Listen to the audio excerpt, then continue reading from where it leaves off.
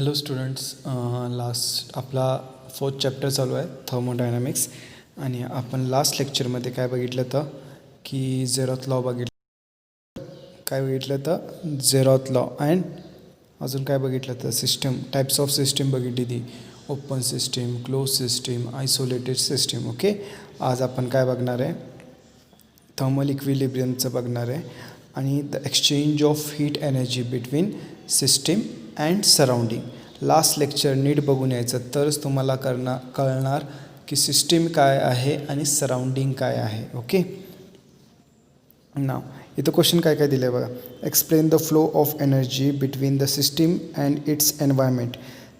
सराउंडिंगला आपण एन्व्हायरमेंट म्हणतो. काय म्हणतो? Environment. With the help of neat diagram for following condition. Okay, the temperature of the system is less than the environment. First condition काय, the temperature of the system is less than the environment. Okay, बरं ह्याचं आपण बघूया काय दिलं बघा. Consider a system with temperature TS. Okay, सिस्टीमचं temperature काय TS म्हणून S दिलेलं आहे. टेम्परेचर किती आहे T आणि सिस्टीमचं टेम्परेचर S न डिनोट केलं आहे. Is kept in a environment of temperature TE. एन्व्हायरमेंटचं टेम्परेचर किती सांगितलं आहे TE.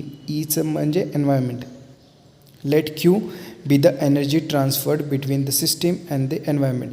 Q काय झालं आहे, द एनर्जी ट्रान्सफर्ड बिटवीन म्हणजे दोघांमध्ये किती एनर्जी ट्रान्सफर झाली आहे. बरं, TE एन्व्हायरमेंटचं टेम्परेचर वेगळं आहे, बरोबर. एन्व्हायरमेंटचं टेम्परेचर काय आहे, वेगळं आहे. सिस्टीमचं टेम्परेचर वेगळं आहे. मग जर वेगवेगळे टेम्परेचर असतील तर काय होणार, तिथं एक्सचेंज ऑफ हीट होणार आहे. काय होणार आहे, एक्सचेंज ऑफ हीट. बरं, ती हीट किती एक्सचेंज झाली त्याला आपण क्यूनं डिनोट करतो. Okay, let Q be the energy transferred between the system and the environment. Okay, now first condition काय आहे, फर्स्ट कंडिशन काय बघा, TS म्हणजे सिस्टीमची टेम्परेचर एन्व्हायरमेंटपेक्षा कमी आहे. काय, सिस्टीमचं टेम्परेचर एन्व्हायरमेंटपेक्षा कमी आहे. फॉर एक्झाम्पल तुम्ही काय करता, एक आईस क्यूब घ्या. ओके, एक काय करता आईस क्यूब, तो काय करता फ्रीजमधून काढून काय करता बाहेर ठेवता. काय करता, बाहेर ठेवता आईस क्यूब.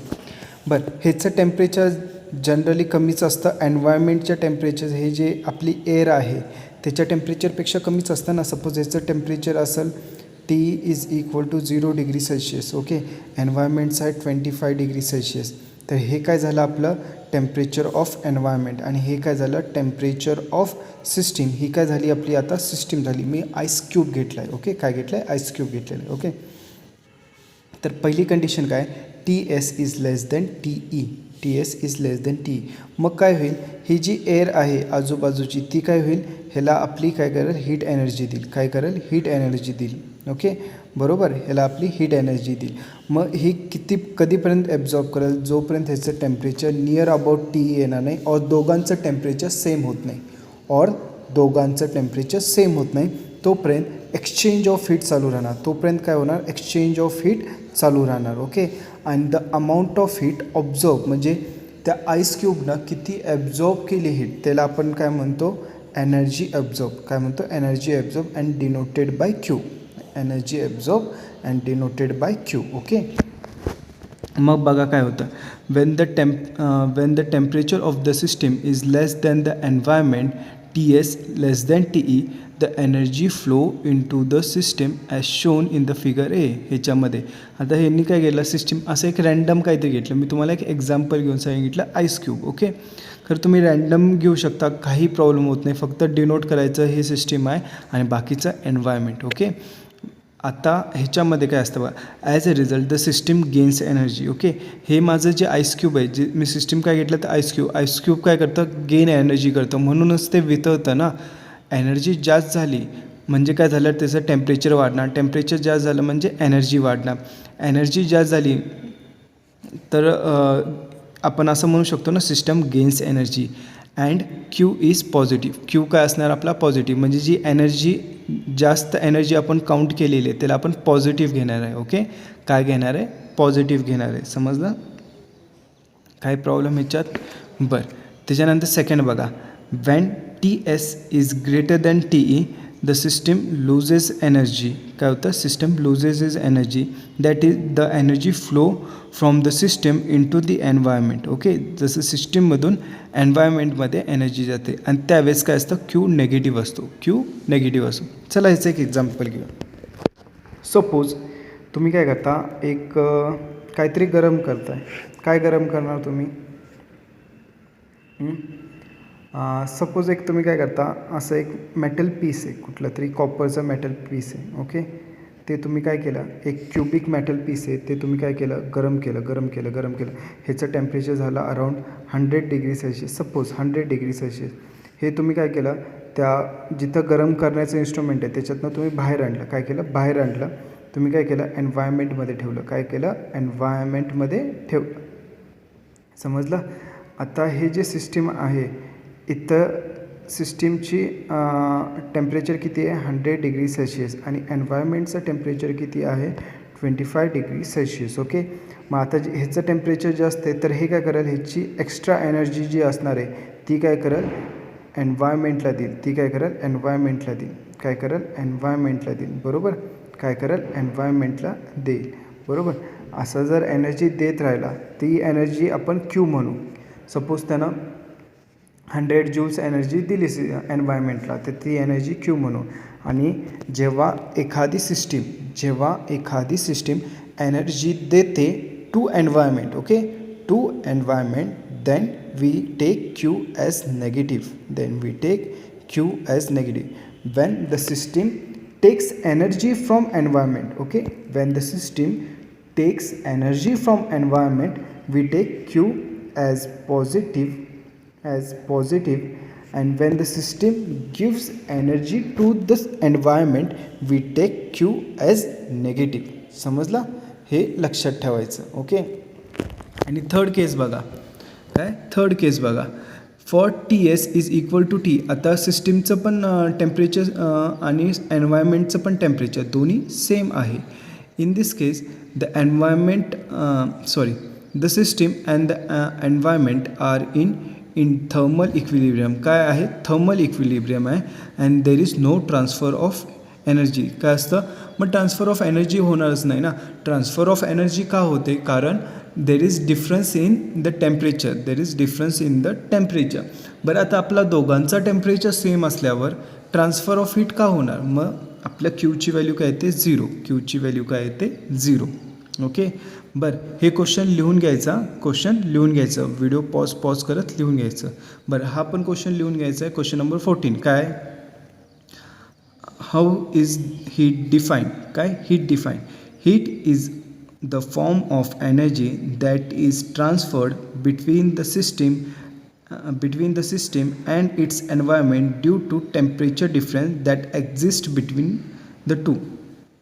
काय असतं, it is a form of energy.